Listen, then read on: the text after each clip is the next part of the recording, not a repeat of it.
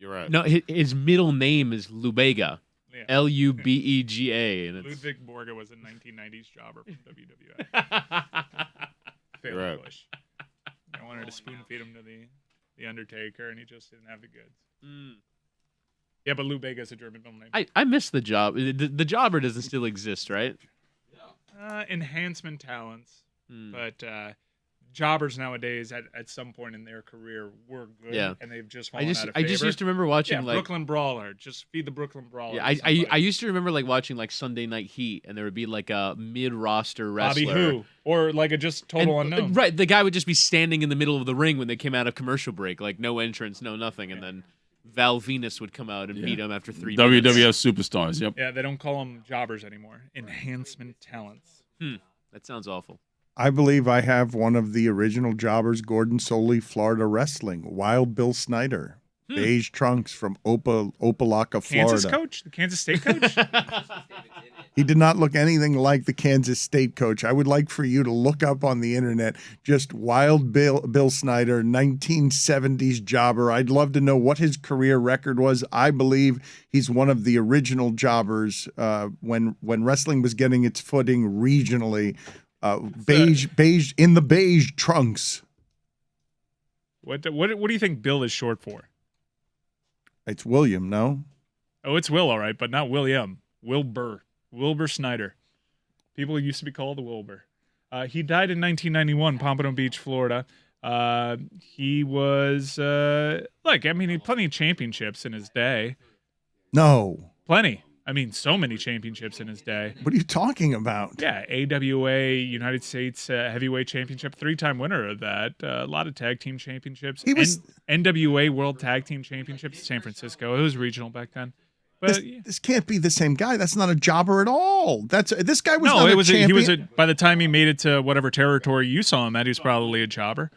Jobbers everywhere at some point were at the top of the heap at some place they were. Well, but this guy would just be standing in the ring and was just there to get one shot in on Kamala at the beginning of the match and then spend the rest of the match being thrown around by Kamala, the Ugandan giant. One slap would get him in and you'd be like, oh my God, is this going to go? No, it's not. No, he's just going to get dragged the rest of the match. And he did it my entire childhood. He'd get one suplex away. He'd go for a second and it would be reversed, and then he's firmly in the grasp of the superior talent. I'm gonna put together a top 5 jobbers in wrestling history. Really? Yeah. I wouldn't know them by name. I guess like the only one I remember is Hurricane. Remember Hurricane? Yeah, but he actually got a push for a while. Right, exactly. So I wouldn't classify him as a jobber. No, but I'm very strict with this stuff. At the beginning, he was a jobber, though.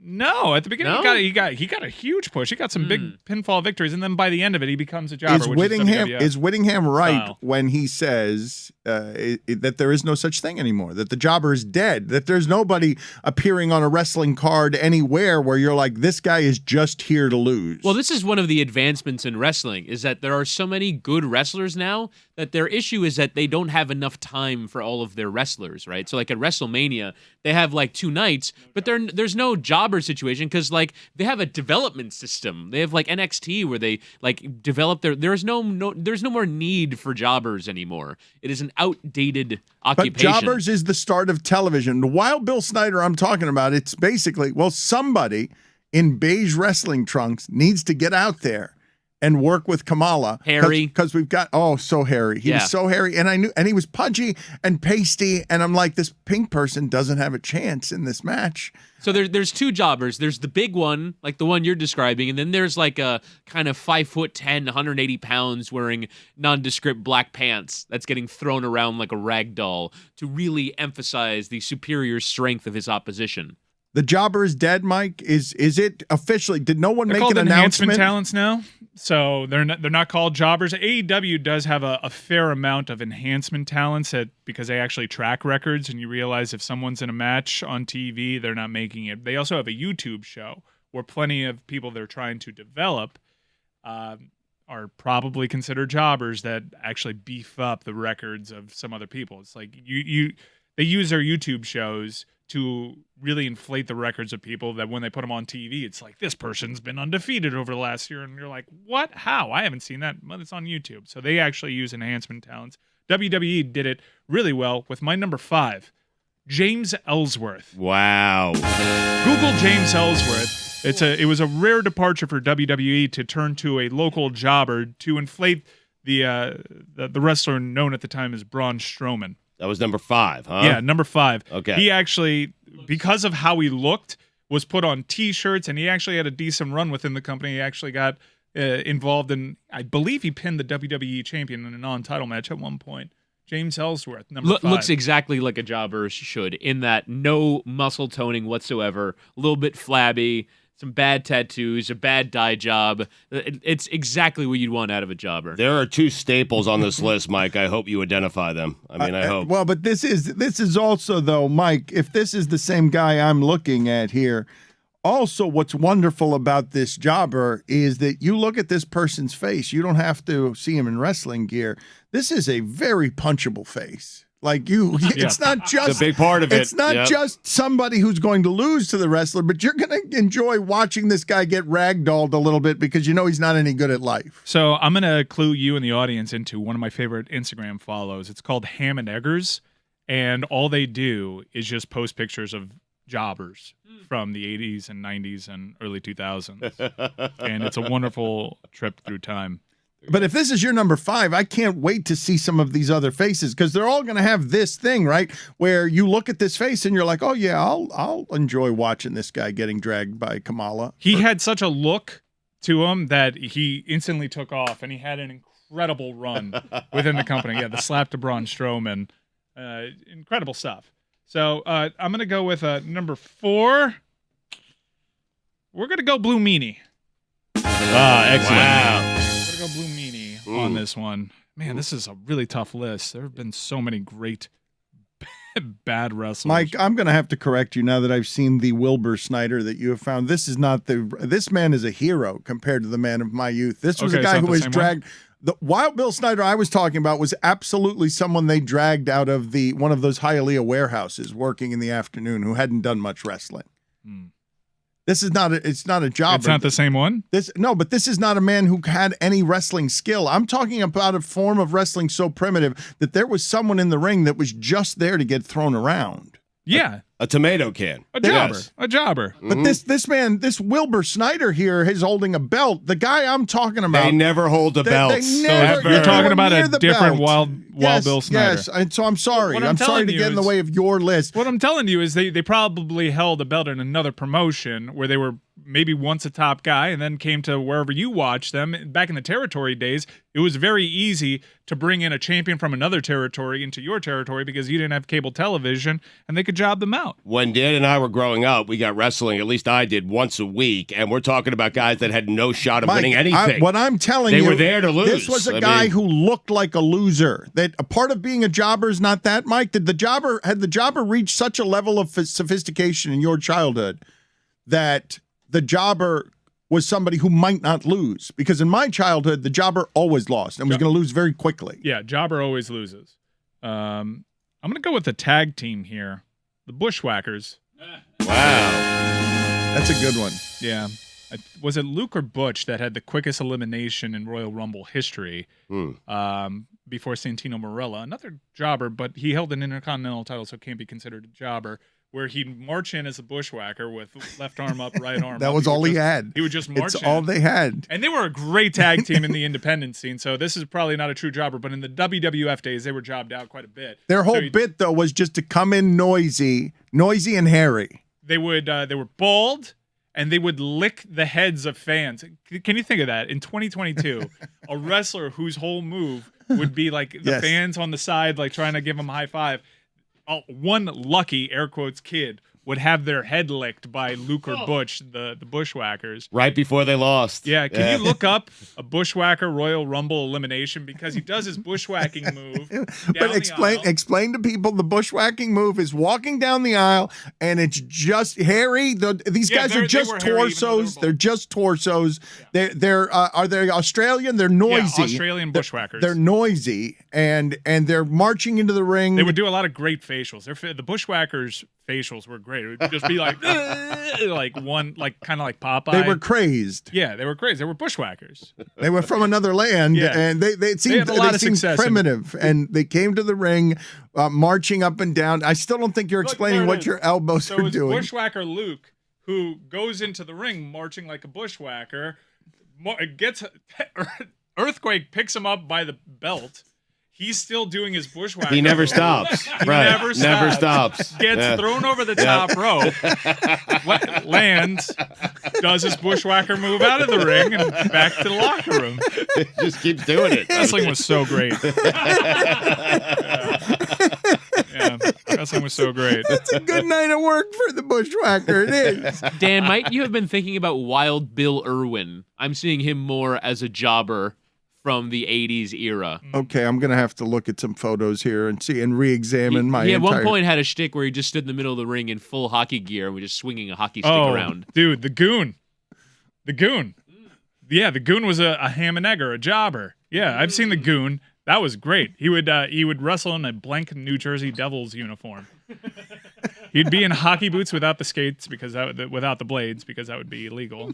A foreign object, certainly. The bushwhackers. You have two better than the bushwhackers. I don't think Yeah, you have number two. two. Oh, easily. Number 2 is a Brooklyn Brawler. That's a good one.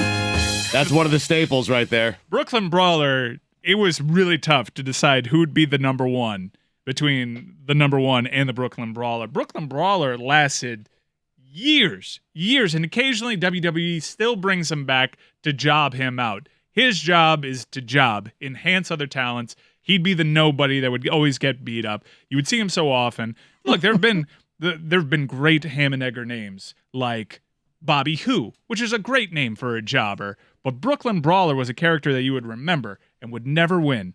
Brooklyn Brawler are number 2. For those who don't know, though, generally speaking, he'd arrive, do I have this right, Mike, in the ring with a shirt that had already been torn because he'd been in so many brawls on his way in. That's all he does, Yeah, Dan. He's looked the on Brooklyn House. Brawler. Right. He was dirty. He had 5 Yes. fights before he'd wrestle. Yeah. Yeah. Torn up jeans, torn up shirts, one of those Peaky Blinder hats So occasionally. His undercard was street fighting. It was clear when the Brooklyn Brawler arrived to lose that he had been in several fights on the way there, some of which he clearly had also lost He had because lost of those what too. the state of his clothing. Right.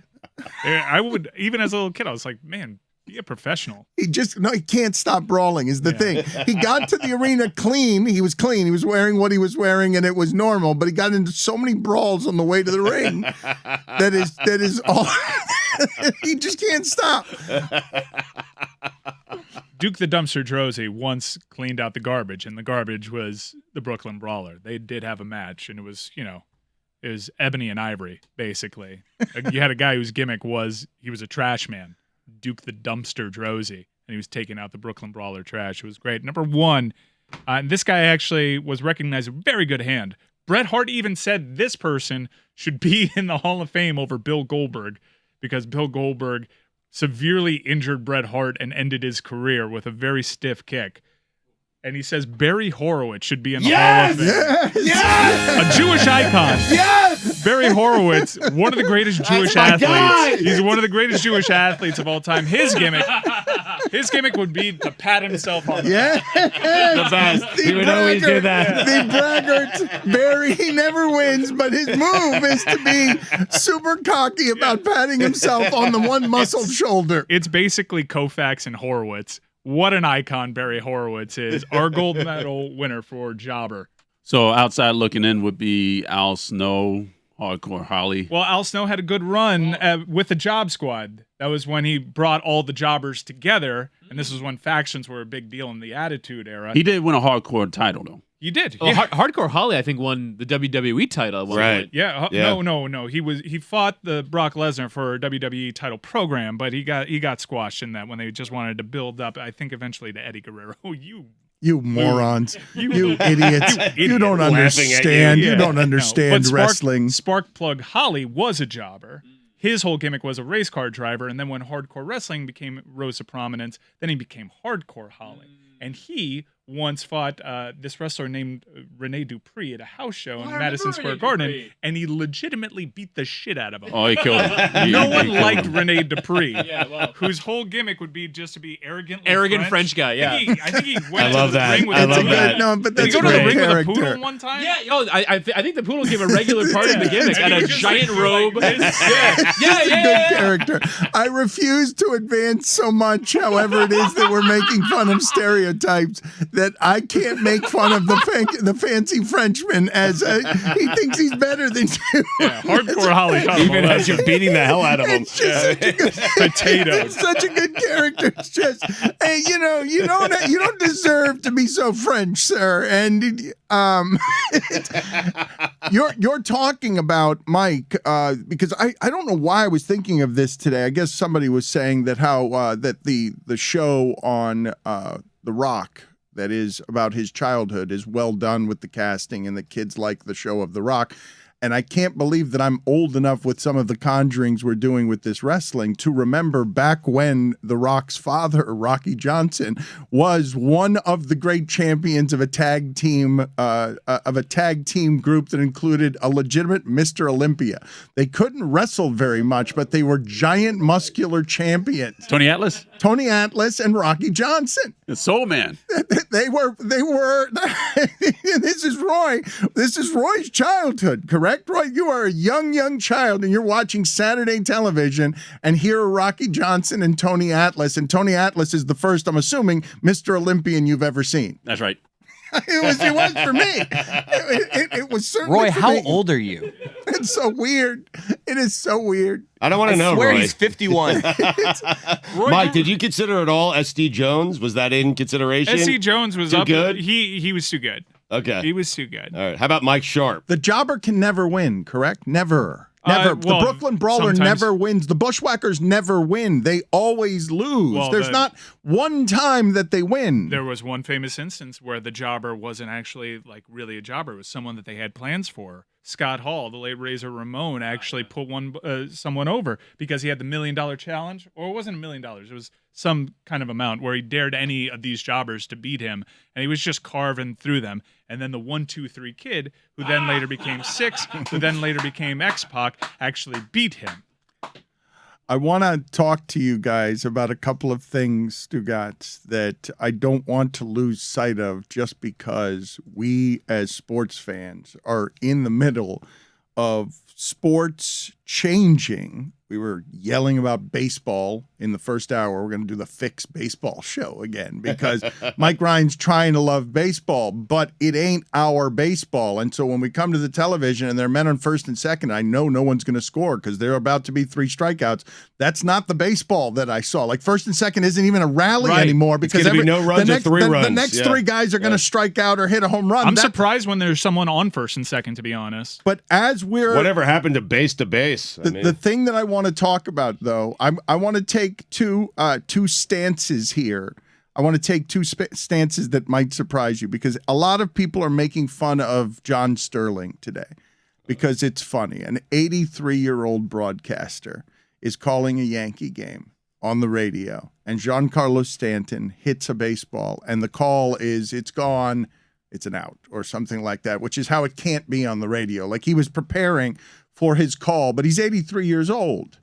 And Wittyngham, this is an announcer's worst nightmare, correct? It's the worst thing that can happen to an announcer. Or I suppose you could say a slur and be Tom Brenneman forever and be in the middle of an apology. But next to that, the worst thing that you can do as a baseball broadcaster is be John Sterling today, where you called for a radio audience because it's not even a television audience. He is the voice of the Yankees radio network. Now, John Sterling is plenty of bombast, and I think people listening on the radio know that like it's character driven. Like he is an incredibly charismatic play-by-play guy. You know that when you're listening that there's going to be a lot of fun involved, but if we're talking about it from a technical standpoint, the number one thing you want to do on the radio is not confuse your audience. You don't want somebody driving around thinking that the Yankees hit a home run when they didn't. He did it during the playoffs, too, in an Astros game, and it's not a great thing to be in the middle of a home run call and then say because you saw it wrong or didn't notice that the left fielder had the ball,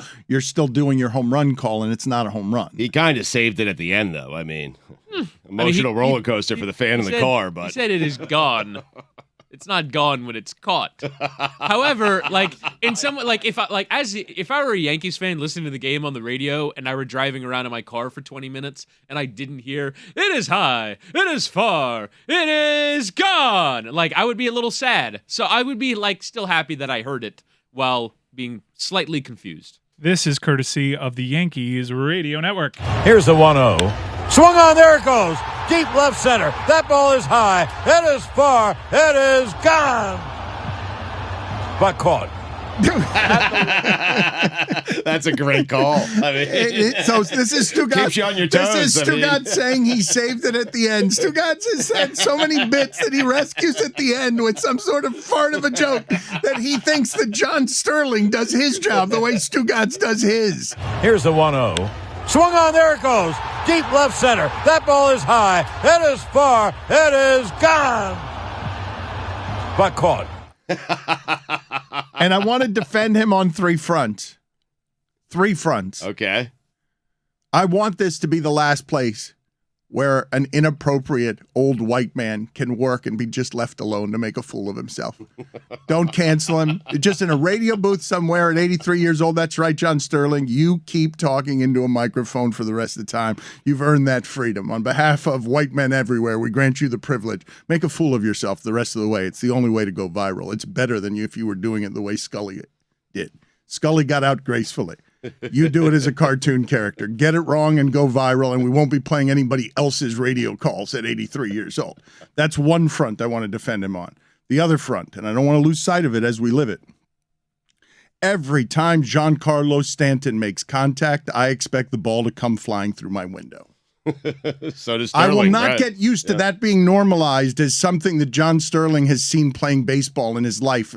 Missiles coming off of a bat that the ball is hit to the shortstop, and I'm like, that'll go out in left center because it's hit so goddamn hard that I've never seen a human being hit a ball that hard. And if Sterling misses it at 83, it's okay. I remember when he used to play for the Marlins, when like what would be a line drive to left field is going over his head just because it came off his bat. Like level up whatever you think it is on initial appearance, and it's going all the way to the wall if it's a line drive to the left center field I gap. am not going to be so hardened by getting to watch the most skilled, evolved athletes with science and money poured into the training of these human beings that I will normalize the way that man hits a baseball, no matter how much baseball changes. And even if you've got a guy on his team who may hit the ball just as far, in Aaron Judge, I'm not going to make it normal that I've never in my life seen a modern day Mickey Mantle 500-foot home run be a normal thing come off a bat every time he swings. I don't expect for it to stay in the park. Do you? If he hits a ball hard, if he hits a line drive, I often expect it to stay inside the park, right in that catcher's mitt. Correct. But we've made fun of him, and now they're all him. Yeah, it's not as fun. As a veteran broadcaster, I can tell you, judging the ball off the bat from the broadcast booth, Yeah. it's just difficult. You know, Tricky. sometimes you think and Stanton, he does this thing. Doesn't matter where he hits it he does like the follow through of a home run every time he swings, and it's just he didn't even hit that ball good. Yep. I mean, it's just his look and the sound. It's just Stanton. He's just too big. It's odd you always go to Wittyngham on this stuff and not Chris Cody. I know. mean, That's he's weird, Dan. Called a major league game. A little offensive. He did call a major league game, and we'll play that sound for you again in a second because he was arguing with the broadcaster during a home run call that it was not a home run is what was happening. And then he was trying to defend his position from every angle as he did the game with Billy. And this is why Stugotz says it can all be rescued if you just sink into it being awful. It could be rescued with the jokes because this is more memorable than whatever this home run call would have been without this. Here's the 0-1 pitch to Altuve, swings and hits a high fly ball. This thing is hammered to left field. Birdie's back, still going back, looking up, it's out of here. I think I said that's staying. Something gave. Something I told gave. you. Yeah. Well, that's the first earned run allowed for Jesus Luzardo this spring. He really is sticking the voice. His voice is like an elbow, and he's trying to stick it into your neck, getting it away from the microphone. Sterling could have used Chris Cody so badly last That's staying. night. Yeah. Imagine me. I should put me saying that in that call. You should. But forgive me because I want to isolate the sounds just for my ear. Correct me. I want to make sure I heard this right because it's not just that you didn't think it was hit far enough. It wasn't hit well. We can get to that later. Okay, well, whatever. I don't want to get into that again. As you're still defending why it is that you got it wrong when all you've got to do here is lay out. But are you also laughing at yourself in the middle of this? I heard like an exhale that sounded like you saying, oh, not only did I botch this guy's call, then I tried to argue for it, and now I'm laughing at myself because that is high-level incompetence. I was laughing at myself because we had just talked about his home run call, like pitches before this. And we're like, dude, we got to get you a home run call. He has a chance to do it, and I step all over it. It's just, you can't make it up. Proud of you. The breathing here. So this is you laugh. In the middle of this is not Billy laughing at you. This is you laughing into your own headset. Here's the 0-1 pitch to Altuve. Swings and hits a high fly ball. This thing is hammered to left field. Birdie's back, still going back. Looking up, it's out of here. I think I said that sting. Something gave. Something I told gave. you. Yeah. Billy was so mad yesterday about the Kershaw thing, and he was just railing against Dave Roberts being a guy whose whole fame is based on stealing a single base. He does steal a whole lot of moments from people. He was just like, Billy is on a diatribe because we want to root for baseball. We want you to bring us back in. Please. Like, we're looking, all of us here, like, this can be interesting. You have a lot of expertise out there, a lot of skilled people. But why am I watching a game that's so much different that I believe most people watching can marvel at the expertise and do the numbers and the efficiencies, but also be like, oh, you've made a perfect game. Totally meaningless. In our most historic sport that we said the numbers would be ruined by steroids, but they have not been. We said they'd be ruined by steroids. Well, they started there, but it's still, they did. It's still 500 home runs, 3,000 hits. They're really hard to get. Oh, you could play for a century and not get to these numbers. The perfect game is like the sacred thing in that sport. As you're protecting unwritten rules and everything else, you got a 9-run lead and you got teams arguing about whether you should bunt or not. The sacred thing in that sport is, can a human being be perfect as a pitcher for 9 innings? It's only happened 22 times ever, once in a World Series game. Could Clayton Kershaw be the perfect for a day? He thrown 80 pitches and he was in the 7th inning, and he had a perfect game. He was 6 outs away from the most sacred thing. I think sports fans are allowed to care about that one last thing. And they do, because many sports fans like Billy were upset last night. I was one of them. I wanted to see Kershaw do it, and I've been railing against Kershaw for his entire career. The last one was 2012. There have been 23 in Major League Baseball history. The last one was Felix Hernandez, King Felix. He did it in 2012. So it's been a decade since we've had a perfect game in Major League Baseball. But can I have the larger conversation with sports fans here? The larger conversation is, this is what happens when the numbers take over. The numbers, I told you before, Bill Lawrence, creator of Ted Lasso, a sports show that makes you feel good, is alarmed that his kids, their only connection to baseball is as numbers. They don't watch the games. They're not human beings. They're transactions to be moved around. Wall Street got late, Stugotz. We're going to have a South Beach session with Michael Lewis here next week where he talks about Moneyball and just revealing all the secrets of the sport. But now everyone has the secrets, and now the money has the secrets, and they're applying science to all this shit. And this is what happens when the numbers take over. The shifts and the changes of the value isn't just home runs and strikeouts. Everyone throws 99. Let me throw a pitcher out there. He's not going to get to a complete game because the science says go through a lineup twice and only twice, even if you're throwing 99 miles an hour, harder than I've ever seen anybody throw a baseball. And you're just out there to gas it up. Just gas it up, and I'm tired of watching Isner serve. I want to see when men are first and second. I want to think that might be a rally. I don't want to know that the next 3 guys are going to strike out because the pitchers are so nasty that some of this stuff, they just can't be hit by human beings. You want station to station, huh? I love it. I love that we're fixing Little sack baseball. bunt. I love that we're fixing baseball today, but tell me I'm wrong on the way the numbers have taken over. And Wall Street has taken over. The Dodgers have all the money, and they have the advantages of that's how they run their team. Like, they're going to get their money out of Kershaw and their television contract out of Kershaw, and they're going to do it with 80 pitch counts. And it doesn't matter if they actually win the postseason games with Kershaw. It doesn't actually matter if they win. They'd like to win. But winning is Kershaw keeps pitching out there and keeps drawing crowds and keeps drawing attention and keeps being a star in a sport that doesn't have stars. How do you tell baseball teams whose first obligation is to win that you have a secondary obligation to entertain? And a lot of teams don't seem to care about their obligation to entertain right now. And this is happening in a lot of sports, right? In basketball with three-point shooting, it is inarguable that there is more offense than there has ever been based off of per 100 possession ratings. And more skilled, and more skilled players. Just a huge amount of unprecedented skill on the court. But Stugotz, I think, misses a 15-foot jumper when that's a stupid shot to take. I know, Mike, you and I have talked about with soccer, there are no more shots from 30 yards out. Right. There's no more goals. It's like, wow, how did that go in? Because statistically, it's a terrible shot to shoot from 30 yards out. But so are corners, and they still take corners. They do. Well, you have to take corners, though. No, but they cross them in from the corner flag when they should actually just play it out. Yeah.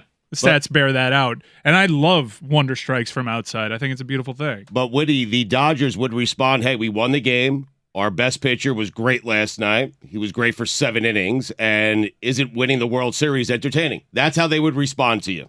But also, you have 162 days worth of product that have to be entertaining. Your job, and this is one of the things when it goes viral on social media. Hey, there's a perfect game. Get to the television. Flip on MLB Network because they'll have live coverage of the perfect game. And then you turn on the television and you're disappointed. You can't. That's not sustainable for a business product. The job is to entertain me between innings. The job while the game is going on is to win the game. No, it's not. This is an entertainment product. What is this, Savannah Bananas now? Like, should I light my bat on fire? No, we're playing the sport.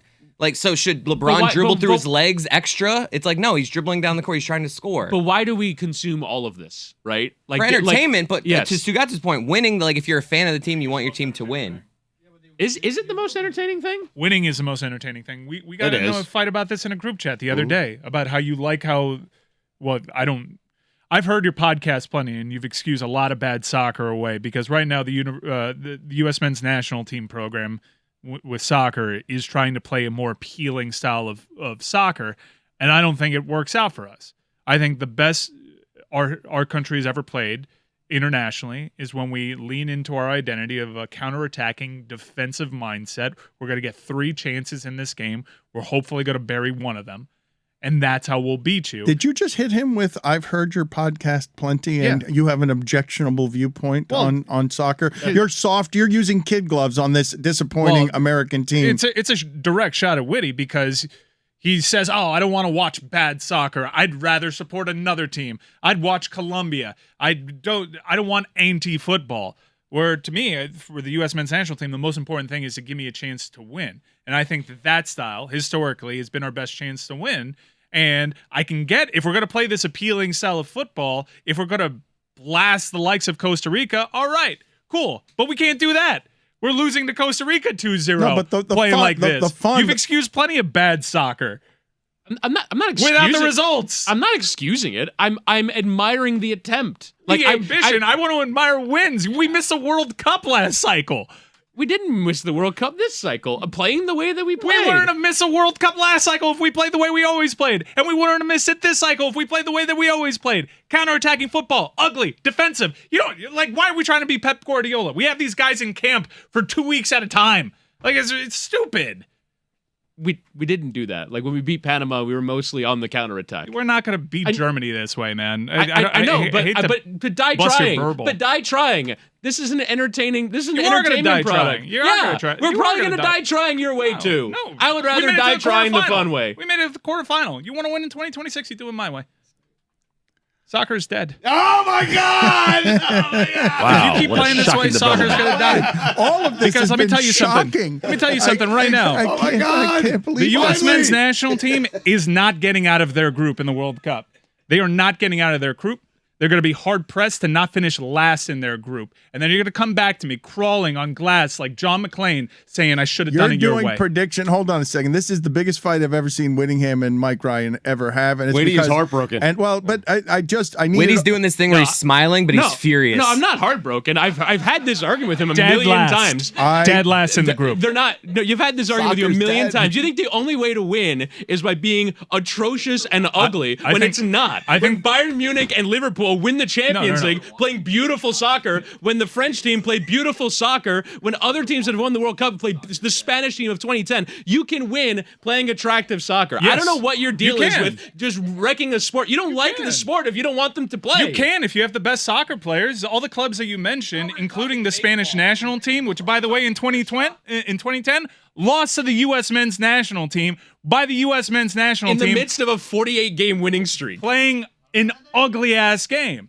Playing a counterattacking game. You're not going to have the best soccer players on the pitch when you're the U.S. You are when you're Bayern Munich. You are when you're the Spanish national team. So you are when you are Liverpool for the most part. So by all means, play a beautiful style of play if you got the talent to do that. The U.S. doesn't. You've talked yourself into this golden generation. They don't have the talent to do that to Costa Rica. I don't care. Like I want them to die trying. They are going to die trying. They're Okay, going to die trying. I need No, they're not. They're going to win everyone- CONCACAF. I need everyone to settle down here because we're all of us here. I would describe us all as shocked because Stugotz continues to just say soccer is dead and he's got nothing else to add. It's the most right he's to been. this I have an ally. conversation. I mean, Wait till November. Wait till November when you're firing Greg Berhalter.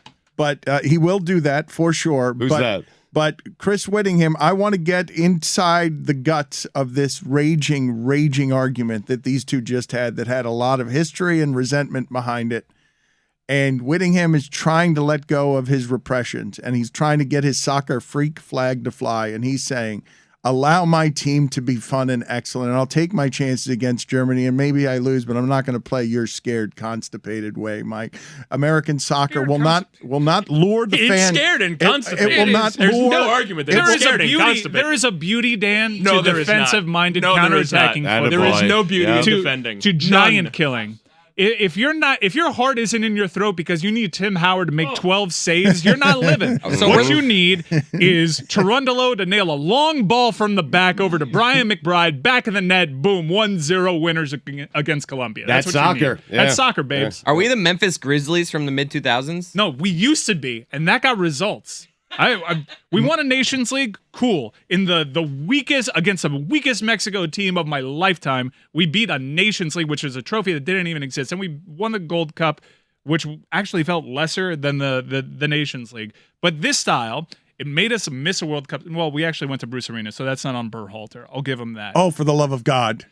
But we try to play this more attacking style. We try to play like the Spaniards. We try to play like the Germans, and we forget that we're not.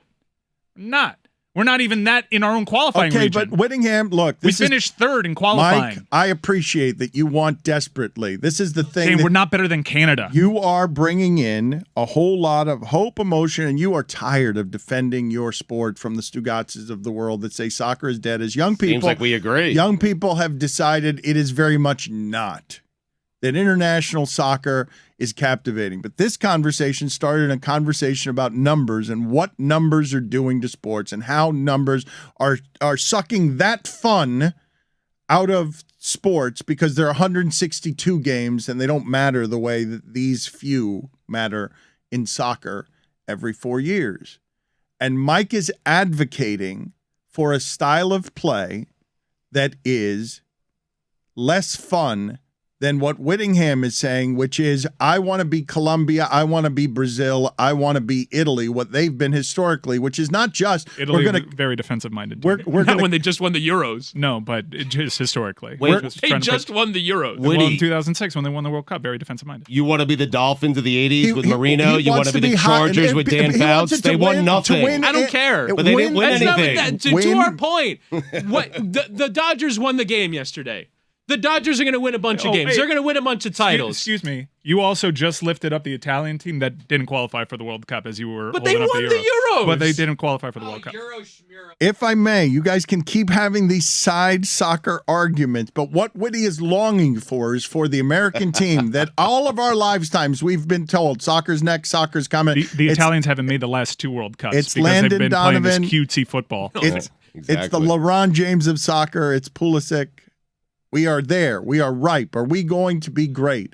And Witty is saying, dare to be great by being beautiful as well, to be gambling. Be great first, then be beautiful. Okay, how about that? They are, Now they're just arguing with the mics off. How dare you throw Italy in my face? They missed the last World Cup. The Euros. It doesn't matter if they won the Euros. They missed the last 2 World Cups. It's a much greater shame than there is pride in Do the it in the Euro. World Cup. Mike's right. Do it in the World Cup. You missed 2. That's a Euros may be a better tournament to win. That is honestly. oh my God, you are Blasphemy. Who are you? Okay. Look, I'm with you on the club game. Go for it. Have beautiful soccer all you want. you don't like teams that play well. I like successful teams. No, I like winning more than anything. that is a misnomer. No, I like winning more the than only way anything. to win. I did the sorry ball thing. I hated it. I hate cutesy footsie. What good Tiki-taki good play. When I can't play it, as well as the other people, then we're gonna play my rules. That means you're not good. Yes, we're not good. That's my point. We're not good. Well, then you're not good. You're not not going to win no matter what. Bullshit. The Greeks, if you want to hold up a Euro, they won a Euro playing ugly counterattacking football. It has dividends. You barely have these guys in camp. So if there is a talent disparity, which a lot of Americans don't want to look in the mirror and tell themselves, there's a talent disparity. You have a golden generation. Yes, these are promising young players who are doing stuff at the club level that they haven't done in our lifetimes. But they finished 3rd in the qualifying region. They finished behind a bad Mexico team. They finished behind Canada, who hadn't competed in a World Cup in ages. So obviously, you're not as good as you think you are. So come down here to the dirty side of the water. Let's get muddy. Let's play counterattacking football. You'll be back on my side come 2026 when you actually want to win the damn thing because you're hosting it. I will never be on your side. All right. When you're losing to Die Iran. trying. Well, you are going to die trying, and it's going to come at the hands of You're Iran. going to die trying too. But I'm not going to lose to Iran. We're all going to die waiting. I mean, I do think that Wittyngham wants to go with the bold stand of I want to be Brazil. I want to be the beautiful game. I want to be champions. I want to be best in the world. but what Mike is saying, and he's right, and Chris, just so you understand this, is you can't fight fire with fire when their fire is bigger than your fire. Yeah. You got to fight it with something else. You're never Big ol' going hoes. to you're never going to get to fighting with fire until you try. I just don't think we're there yet. Okay. We're not there yet. I would also like to play a beautiful, appealing style of No, you soccer if we're successful at it. No, you don't. I would. No, you don't. If we're great at it, I would absolutely prefer that over defensive-minded football, but I prefer winning over aesthetics. Whittingham, have you ever been this disgusted with Mike Ryan? He's livid. No, it's not disgusted. We just fundamentally disagree about this. We have for like 10 years. This is like a And I've running been right. thread. I've been right at every time. No. When Chelsea. Bayern, when, Sorry. Oh, you're gonna love Maurizio. Sorry. When the not at the level that we're supposed You're to. making up names now. None of us would know. It is so. I was so floored that a conversation about Kershaw and numbers taking over the sport made its way over to soccer, and then all of a sudden we were watching a live filming of the Chelsea mic'd up show that Whittingham and Mike Ryan wanted to do. Yeah, I wanted to shit all over. Sorry. That was a good episode, honestly. Yeah, it was. That was a great effort. This was a revival of what Mic'd Up wanted to be. Nobody's interviewed Pulisic more than you have, Mike. Nobody. Yeah. You are the nation's foremost authority on getting 7 syllables of interesting out of our cardboard cutout LeBron James of soccer. And I want to put them in a box. You got 20 yards of space, and you operate within those 20 yards. no, you want to put him outside of your own box. Yeah. Defending. Yeah, come in here, right next to Timmy Howard. That's what I want. Witty, we're Navy running the triple option. Okay, we can't You- beat. okay, we if your can't beat team- Alabama. okay. Straight up, we got to do the triple option. yeah, got a gimmick. So then let me ask you this question: if the Hurricanes can go in 11-1 next year running the triple option, would you want that to happen? Hell yeah. No. No, you wouldn't. Of course Yeah. you would. Damn right. No, Let's go. why? Are you kidding me? He's 11 winning. and 1? Then why don't they? He's winning. University of Miami have proven time and time again that they can actually have the Win athletes. ugly, man. But they don't right now. Mike, they've you been not a fair nothing but comparison. 7 and 5 you for want 10 to years. go 11-1 and like hire Paul Johnson? Let's go. Let's not act like we were running Eric a Crouch. Do you think, I mean, when we were winning, do you think that we were throwing out like some of the most creative stuff out there? Oh no, it was terrible. We were dreadfully boring compared to the other Hurricanes offenses. have so many points on the board in the year 2001. Like, Yeah, we played ugly football when we were winning. it was terrible. Mike, can you help me out? Were you suggesting that you put all the players, the field players, in the goal with Park the Howard? bus. Yeah, Park the Park bus. the bus. Yeah, I and love bring that. back and also Yes. bring back Timmy Howard. I don't like any of these keepers. We're playing a backup from Man City. That's how far we've fallen. I missed those Timmy Howard games where I just felt bad for him because I knew his nipples were sore. He had gone into the locker room and he's just diving so much. They are just making him be ridiculous, like this crazy gymnast. And it was That's awful. our last World Cup Dan, game. Dan, how great was that? You went too to much. extra time against Belgium with their golden generation. You had Eden Hazard, Thibaut Courtois. I felt bad Kevin for De our Bruyne. keeper. I felt bad for that we had sent a man over there to endure that. And we went to extra time, and we damn near would have won the thing if we just put away that chance. Mm-hmm. If we parked the bus. We did. Well, I mean, there should have been a bus in front of Tim Howard that game. You needed him to be an extraterrestrial, but that's as far as you could possibly get. That's your ceiling, and you did it one way. The right way. The boring, ugly way. With the LeBron James of soccer trying to take charges. If you have the talent to compete with Germany and play that style, do it. But you don't have the talent right now playing that style to finish beyond third in your qualifying group. We were celebrating that. It was an embarrassment. Mm-hmm. It was an embarrassment that Mexico finished ahead of us. I mean, they fired how many managers during this qualification cycle? Well, they didn't fire one. They didn't fire one? No. They should have. That's a fine. They did. That's surprising. I thought he was. He was under pressure the entire time, but they never actually fired him. He's so relaxed with his information, his facts. I mean, Fire that guy. No fire that you just. I thought for sure he was going to get fired. He should have been. Here's He what I should did. After they lost to the U.S., I was like, well, that guy's fired. And I just didn't even look it up. I'm like, he's certainly fired. I'm like, whoever the guy is, he's fired. Move on. So they should. believe he's still around. You had the Mexican team having so you want to do Chelsea mic'd up with a host that has the Mexican squad firing how many manager? coaches when they haven't fired Tata Martino. any managers? Oh, Tata's still there? Yeah. How did he survive He that? survived it. I somehow. can't believe he survived Cincinnati. That was wild. Drop points like at home to El Salvador and managed to survive. If we were a proper footballing country, Greg Berhalter would have been gone a long time ago. We wouldn't be celebrating. He'll be gone in Right. November when Stugotz fires Right, it. well, but we got to suffer through this November thing. I really hope we change our playing style. I really hope we don't try to play with England. We're not going to have the ball against England. No, we're not. But I'd rather not have the ball and dictate the pace.